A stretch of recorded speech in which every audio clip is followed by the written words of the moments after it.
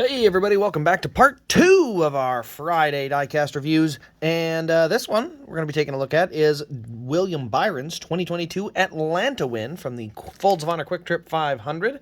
I believe this is the last 500-mile race Atlanta has. I believe next year's are both 400 miles. So, we're going to go ahead and take a look at it here, but this one is an Elite, unlike the last one, which was an ARC, so we'll take a look at the couple little differences, and then we'll move on. So, standard box for the Elite does have this Elite chrome logo there.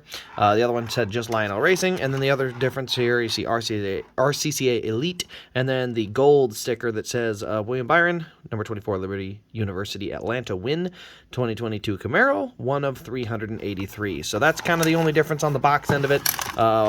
You know, nobody's here for the box. We all know that. But I'm going to spend another Sunday special next week talking just about boxes, all about boxes. Somebody left a comment saying nobody cares about the boxes, so they have now earned the title of presenting me my newest challenge. I'm making a video all about boxes, and you can thank them for that because I'm doing it. Anyway, so let's go ahead and get into it. Comes with a few different things. Insert number 1 is this Elite card, which does absolutely nothing. You literally have to fill it out yourself, so it's junk. I don't understand the point of it. Just don't even send them, please. Anyway, next on that list, William Byron, Folds of Honor Quick Trip 500 winner, March 20th, 2022. Go to the back of the card here. Time of the race, 3 hours and 57 minutes. Started 12th on the day. Led 111 laps. Very good race for William Byron. 11 cautions for 65 laps as well. Yeah, overall, a good race for William. He really just ran well all day long. I mean, didn't seem to find himself in too much trouble. Kind of always fought his way back to the front anytime he got shuffled back. I did forget to show you this. This is the race win sticker. So that is part of it as well. And then there's one last thing. It's the Folds of Honor Quick Trip pin. I don't believe I have any extras, unfortunately, on this one. So this is one that I get to show off, and then I get to tell you that you'll never be able to find it ever again. It's mine. Mine. No, I'm just kidding. No, I am not kidding, though. Actually, that is exactly what's going to happen. But I figure I'll show you anyway. So here you go. You can see the Folds of Honor Quick Trip 500 pin right there, March 20th, 2022. And yeah, pretty cool pin. Not a bad design. I like it. So yeah, let's go ahead and get down in here to the car itself. All right, there we go.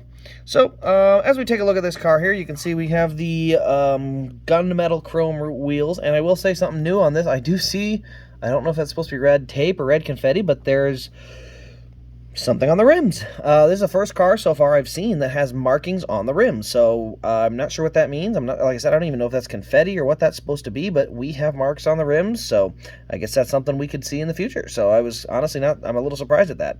You can see the tire markings from the race win. You see there's nothing on this left rear. You can see it actually is a flat spotted tire, so it sits kind of like that. They flat spotted it very weirdly, like they didn't put enough of a flat spot in it. Yeah, I can't even tell you, but it's completely round on the backside. It needed to be chopped a little bit more evenly, because now you can see it doesn't sit flat until you tip it. Once you tip it, you can see it looks flat here when you tip it. When you get it right back to even, it kind of comes up off the ground. So you almost have to go in there and, you know, flatten it yourself, or if you want it to be flat, I should say. But I do like that. I prefer this to getting a car with no tire on it, because when a car comes with no tire on it, the problem that I run into, and everyone else does too, is the car doesn't sit right. So I like this a lot more. But anyway, you got the red and blue confetti kind of all over it. We got William Byron, HenderCars.com, and then we got our ethanol ring here, Exalta. Onto the back, we got Liberty University, and then we've got the Camaro logo there, ZL1, Valvoline, and the number 24. Big tall spoiler, which is actually accurate, so it doesn't bother me on this car. Fuel cell here in the back. DIN number is 32. And then you can see we got a Liberty across that rear deck lid with the 2 racing stripes. DIN number, like I said, 32. Byron on the rear window, and then all the different confetti colors there. We'll go up to the roof here real quick. There we go.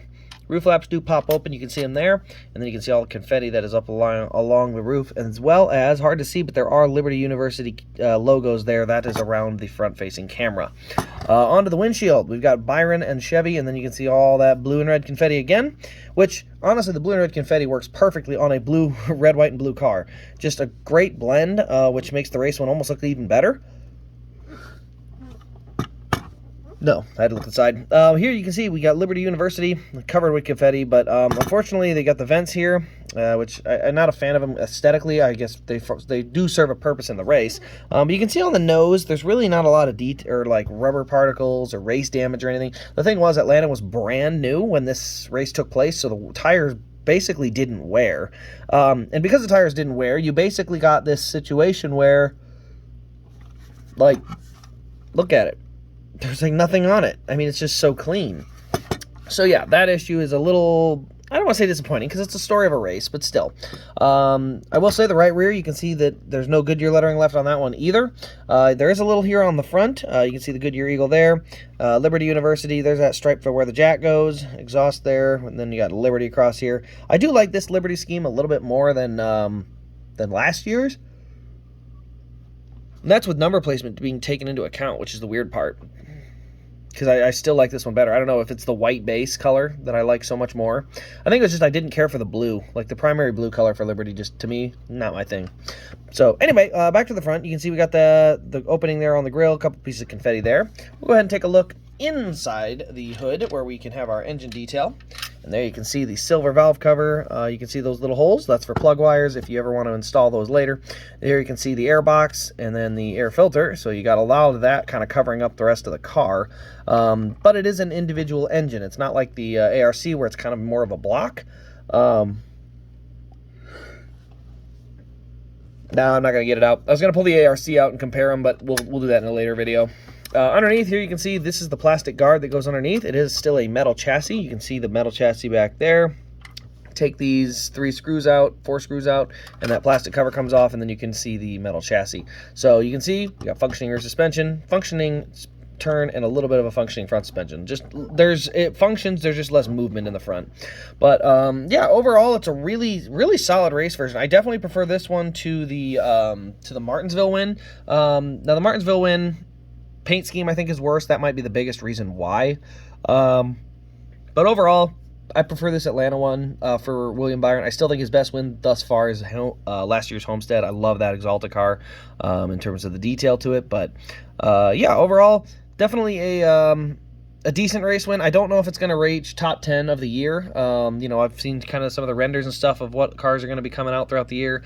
I don't think this one's going to make the top 10. It's probably going to be average to slightly below average if I had to be completely honest. But overall, it's not a bad race win, especially if you're there in person and that kind of stuff. So anyway, guys, that'll pretty much wrap up this review. You can check out this car at rasdiecast.com. Also, you can... what was the rest of it? Check it out at rsdiecast.com. Use the promo code RaceCraze at checkout for any order on that website. That's a thank you for watching the YouTube channel. And like, comment, subscribe, all that fun stuff. Yep, do that. And then stop on by tomorrow. We've got 2 more reviews coming out on Saturday and then the Sunday special on Sunday. So other than that, guys, that'll wrap up the video. Thank you all for watching. This has been RaceCraze, and we will see you in the next Diecast review.